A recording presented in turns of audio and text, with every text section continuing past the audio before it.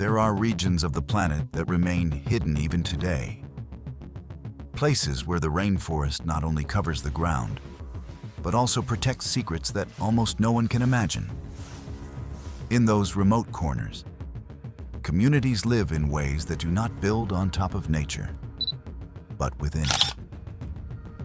Today, you will glimpse how these living architectures work, and why some families entrust their safety to a trunk that is still growing. You will see homes that are never truly still, and almost invisible signs, a creak, a vibration, a sudden silence, capable of completely changing the lives of those who live high above the ground.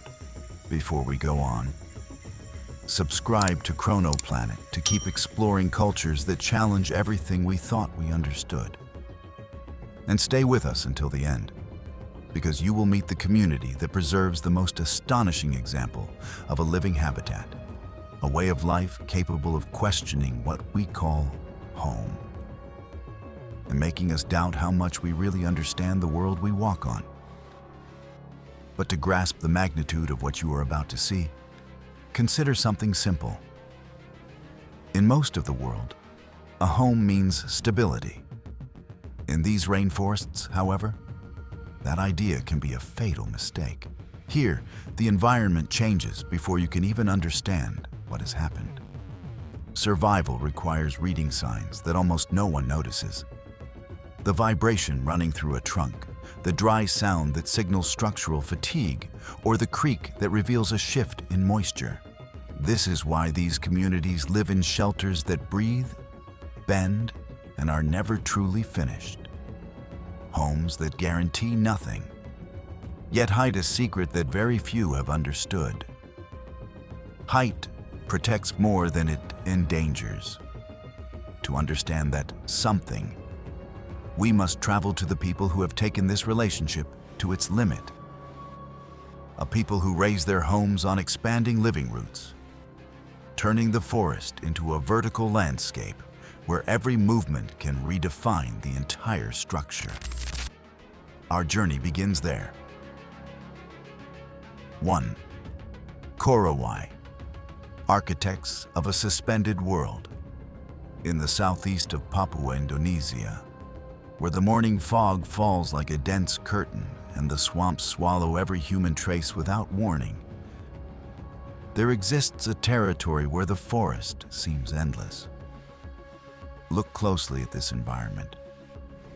A living, humid, pulsating maze where the air feels heavy, and the ground, when it appears, breathes beneath your feet. For most of the world, this would be an impossible landscape. For the Korowai, it is simply home. Here, the earth is no ally.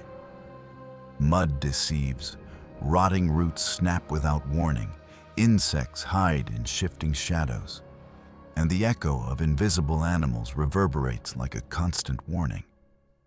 The forest offers no safe places, only momentary pauses. But generations ago, the people of this region discovered that the answer was not to fight the jungle, but to rise above it. What they created goes far beyond architecture. It is a way of life, a silent pact. For decades, travelers and filmmakers misunderstood their homes as an extreme curiosity. But nothing in this culture is arbitrary. Every rope, every plank, every living trunk serves a precise function. They do not build on dead wood or rigid pillars. They choose young, strong, still-growing trees. Trunks that will continue transforming, just like the homes they support. Anthropologists who lived among them in the 1970s, 80s, and 90s described this process with admiration. Choosing the mother tree is almost ritualistic. Families examine its base, its inclination, the texture of the bark, the depth of its roots, and the way it sways when winds blow from different directions. The inhabitants of this land perceive details we seldom notice. The shift in bark temperature after a humid night. The faint sound of sap rising inside the trunk. The subtle vibration that reveals whether the tree will grow straight or not. They do not seek absolute stability. They seek life. A tree that breathes, that bends without breaking, that can carry weight without losing flexibility. Then come the active roots, secondary trunks, and lateral branches acting as natural scaffolding. The house is tied together with plant fibers tightened by hand, adapting over time like a living organism. Month after month, the main tree expands. Platforms rise, some boards tighten, others loosen. To an outsider, this would be difficult to comprehend. For this community, it is simply the natural behavior of a living home. Can you imagine a home 10, 20, even 30 meters above the ground? That height is not a whim, it is survival. Up there, the air is cleaner, mosquitoes decrease, animals do not climb, and floods never reach the platforms. But the main reason is another. From above, they can read the forest before the forest reads them. Perspective changes everything. A branch that shifts, a crack in the wood, a shadow crossing the canopy. Each can be a decisive sign. They distinguish every nuance. They have learned this since early childhood. Children as young as 6 or 7 climb as if the tree and their bodies were one. Their feet find the exact roughness.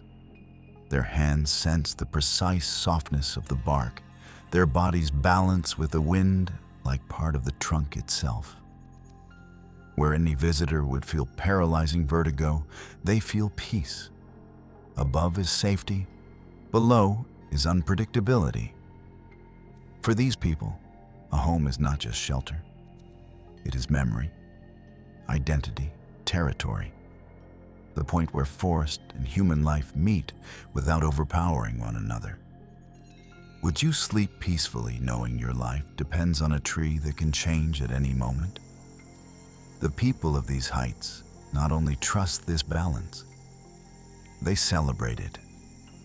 Their home is a companion, a silent giant that grows with them, ages with them, bends in storms, and rises again when the wind subsides. This bond between human and tree is a masterpiece of adaptation.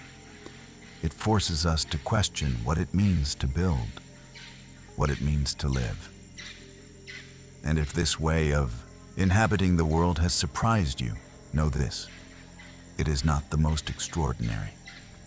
In another corner of the planet lives a people whose home not only rises, it moves. It appears only where the forest allows, and disappears when the forest reclaims the land. To understand this way of life that changes with the landscape, we now travel to the heart of the Congo, into the nomadic and deeply sensory world of the Bayaka. 2. Bayaka, nomads who sleep on living trees in this land, where sounds multiply and darkness falls abruptly. There exists a people whose relationship with the forest is so intimate that their home changes location as often as the forest itself. Here, there are no permanent villages or walls meant to last decades. Their world must be light, adaptable, capable of moving as quickly as the environment transforms. For this community, building a permanent dwelling would be unnatural. The forest advances, retreats, reshapes itself, and they change with it. Instead of rigid houses, they build elevated platforms resting on young, flexible trees capable of bearing weight without breaking. These structures are not conventional homes. They are temporary shelters that exist only for as long as the environment requires them. The most fascinating aspect is their relationship with these platforms. They never stay on the same tree for long. If the trunk grows unevenly, if the wind shifts, or if game moves to another area, they abandon the shelter without hesitation. They do not seek permanence. For them, home is any place where the forest breathes in balance. Home is the tree that offers rest today, even if tomorrow it no longer will. Through generations, they have learned to detect nuances we would mistake for ordinary forest noise.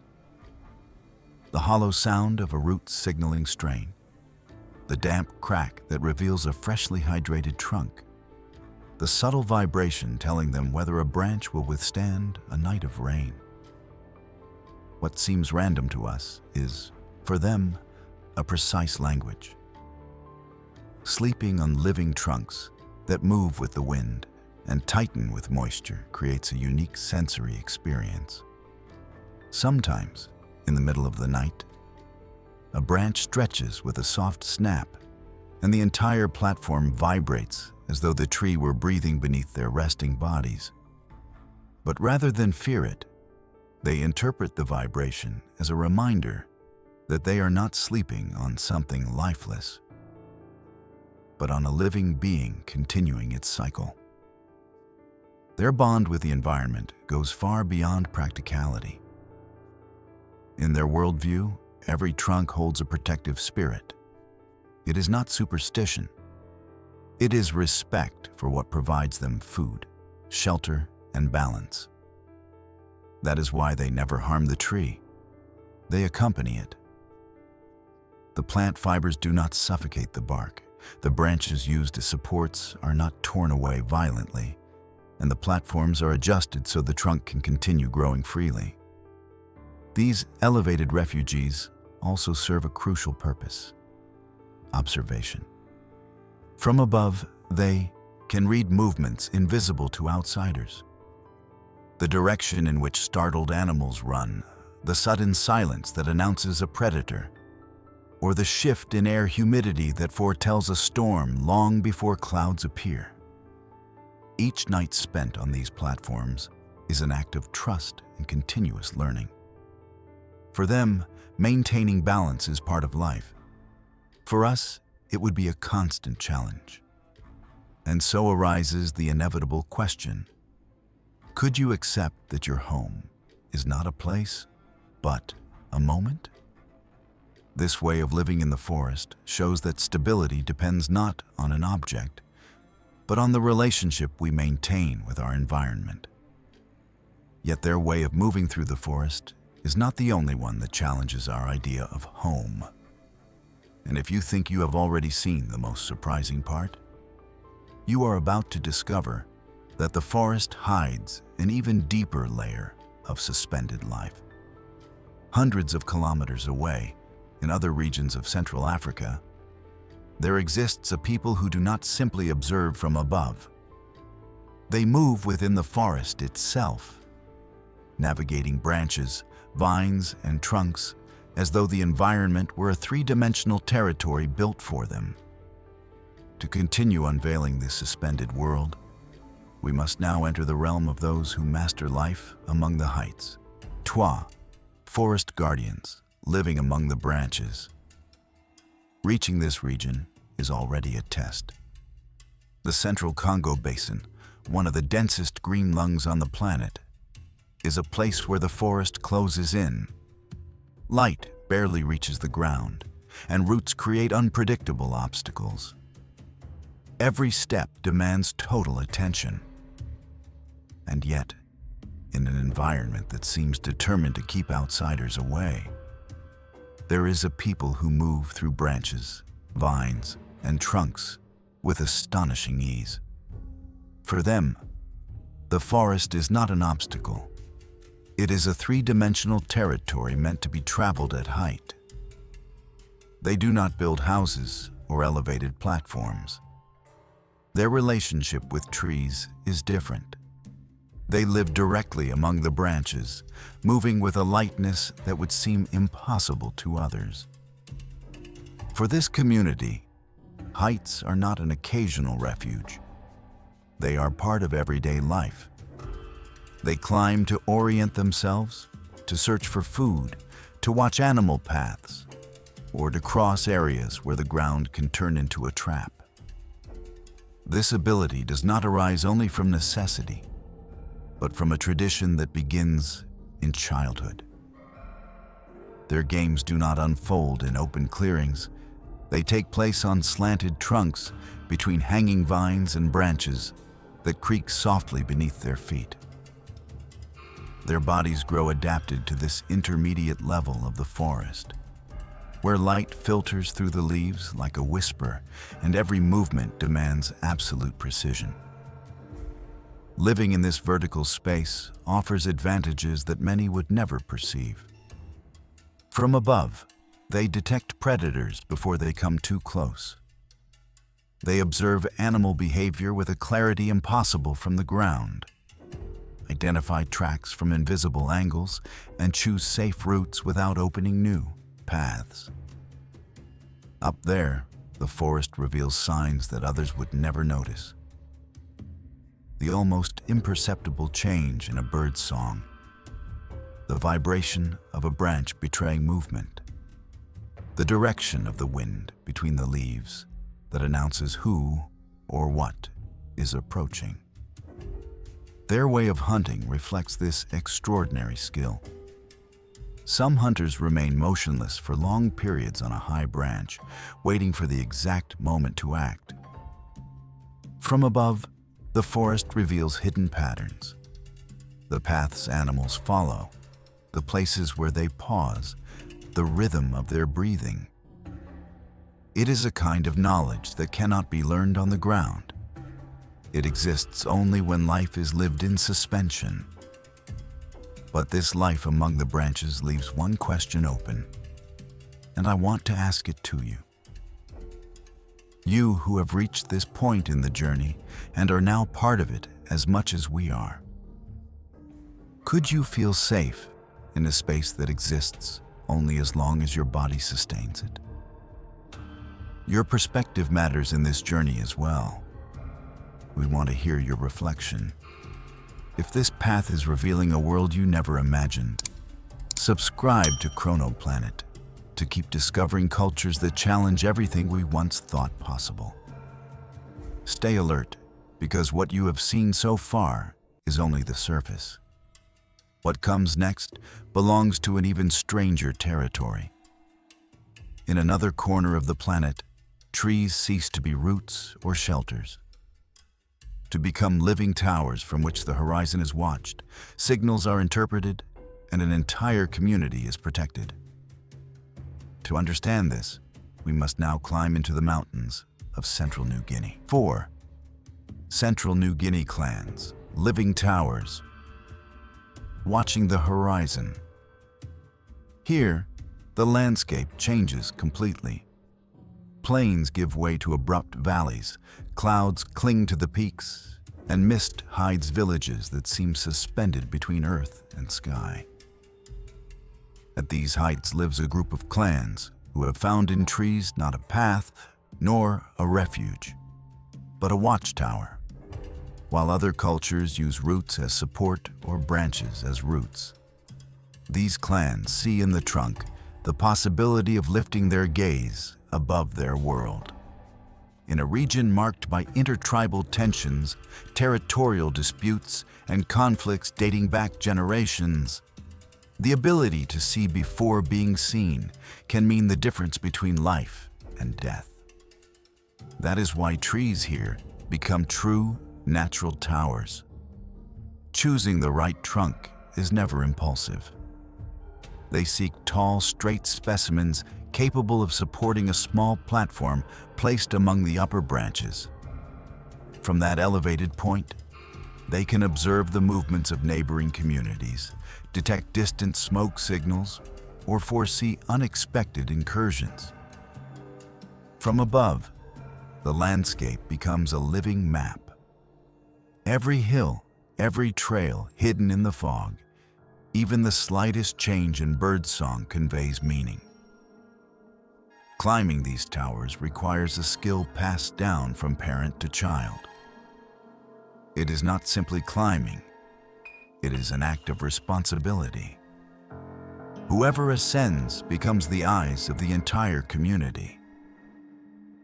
Their task is to interpret the environment, to distinguish whether a group advancing through the valley comes in peace or with hostile intent, to tell whether distant smoke is from agricultural burning or a call to attack, to identify a sound that may signal nearby danger. From those heights, the world takes on another dimension. The wind strikes harder, trunks creak with a unique tone, and light shifts with surprising speed. Sometimes a barely noticeable vibration moves through the platform. Other times, a sudden silence replaces the forest's usual murmur. These are signals the watcher must decode without error. They know any mistake can be costly. They also know that in a land where alliances can break as quickly as a torch ignites, every minute of vigilance is vital. These living towers serve not only defensive purposes, they also hold social and ritual significance. During certain ceremonies, some clans climb to observe the sky from a vantage point where nothing blocks the view, to follow the migration of birds or read weather signs visible only from above. For them, looking at the horizon from a tree is not a practical task. It is a way to understand the world and keep collective memory alive. Could you trust your fate to a trunk that sways in the wind, knowing that up there, every movement determines the future of an entire community? What do you think? The clans of these mountains have turned trees into silent guardians. But what comes next takes this idea to a level few could imagine. We have reached the final threshold of this exploration, the last secret we promised at the beginning.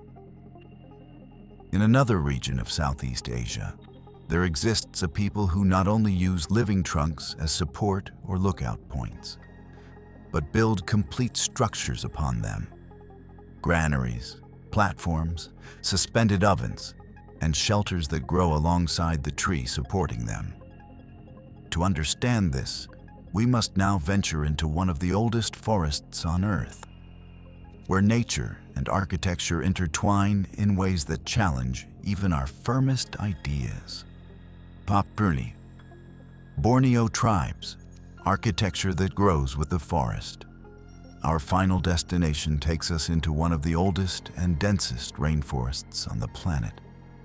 Imagine stepping into a place where the air is never still, where everything smells of ancient dampness, freshly opened bark, and fungi that appear and vanish within a single day. All around you, roots emerge from the soil like exposed veins. Moss-covered trunks change color with every shaft of light. And the sounds, dripping water, soft cracks, faint vibrations, travel between the trees as if the forest were holding a conversation with itself. In this setting, which to us would seem like chaotic disorder, local tribes see patterns. They distinguish details our eyes would never notice. The precise way a trunk bends after the rain, the tension in a root that tells them it will keep growing to one side, the almost imperceptible damp click that reveals the wood is still alive. In this universe, a dwelling does not impose itself on the environment. It grows alongside it. Unlike those who build temporary platforms or lookout towers, the peoples of Borneo have taken this idea to its fullest expression. They do not cut trees down to build. They select living trunks in full growth to support granaries, storage areas, and even small ovens. And what is most surprising is that they do not look for the straightest or the largest trunk. They look for the one that still pushes sap upward, the one that vibrates with a rhythm their experience recognizes as stable. When one of these inhabitants looks at a tree, they see signals we would fail to read even after hours of trying. They see the direction in which the next branch will grow. They notice the temperature of the bark, which changes according to the health of the tree. They feel the tension in the plant fiber just by placing a hand on it. They literally listen to how the trunk breathes after the rain. They recognize when a root is about to lift the soil by half a centimeter. They interpret silence itself as a sign of an approaching storm. Through this invisible reading, they choose the right tree. The most fascinating part is the construction process. Nothing is abrupt. Nothing cuts the tree's life short. They begin by aligning the platform with the natural movement of the trunk. If they know the tree tilts slightly to the north when strong winds blow, they orient the granary toward the south to balance the force.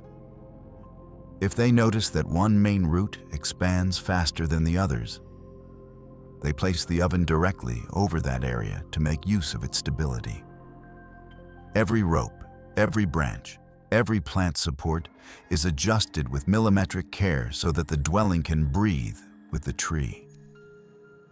In fact, if you approached a Borneo house in silence, you would hear a subtle sound, the vibration of the trunk moving together with the structure. A wooden heartbeat that can be felt more than seen.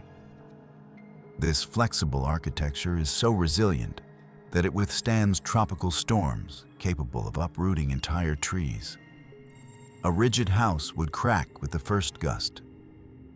These structures, however, move with the wind just as the trunk does. They bend, tremble, tilt, and return to place. They do not fight the forest. They synchronize with it. The suspended ovens used to dry and smoke food are among the most astonishing elements. To an outsider, seeing a clay oven resting on living roots would seem like a serious miscalculation. But in Borneo, they understand something we usually miss. If the trunk is alive, it regulates humidity around the oven, creating a stable microclimate that prevents food from spoiling. Everything is connected. If one branch grows in an unexpected direction, they do not destroy the structure. They reconfigure the bindings, shift the platform, or redistribute the weight. The houses change shape as a muscle changes, as a breath changes. They are living forms in the most literal sense of the word.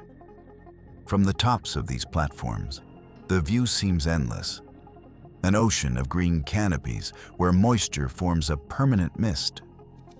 What most people do not know is that families in Borneo read that mist like an open book. The density of the mist tells them whether the river is rising. The color of the light tells them whether rain will arrive within minutes. The silence of birds warns them that a predator is near. It is a way of life in which everything has meaning, even what we fail to see.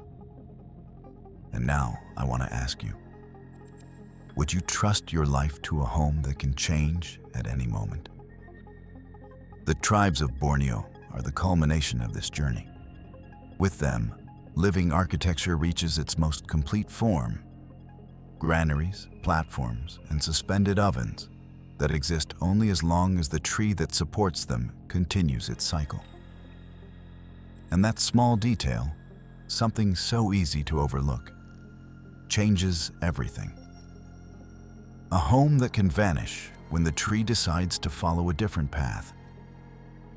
Now only one last piece remains to close this chapter. The final conclusion that gives meaning to everything we have seen. We have seen homes that grow, shelters that yield to the wind without breaking, platforms that vanish when the forest decides, and towers that vibrate with every gust.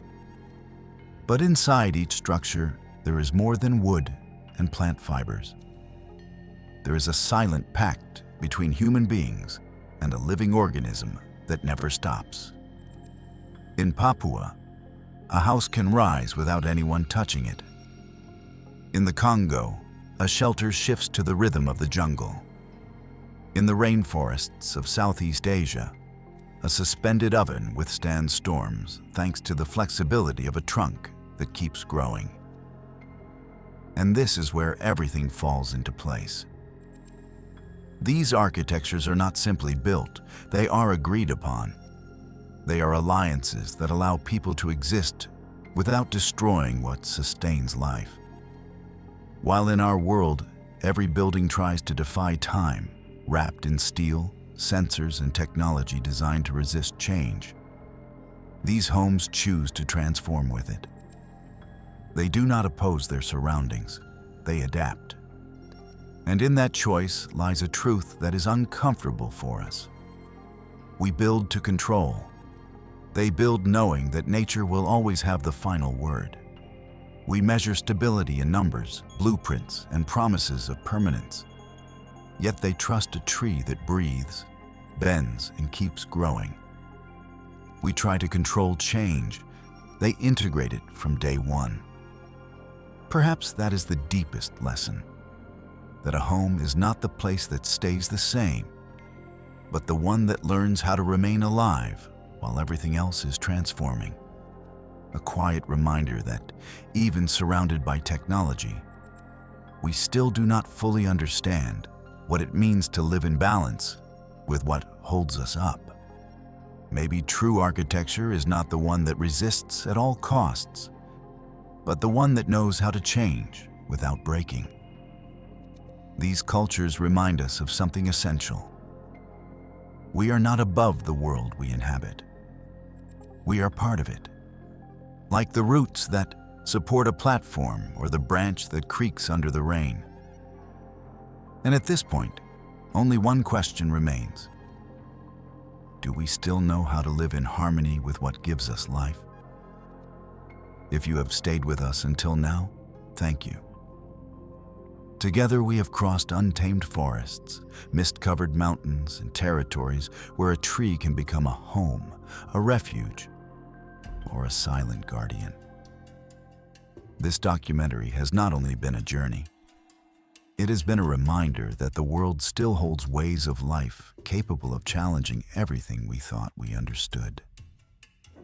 Now tell us, which community surprised you the most?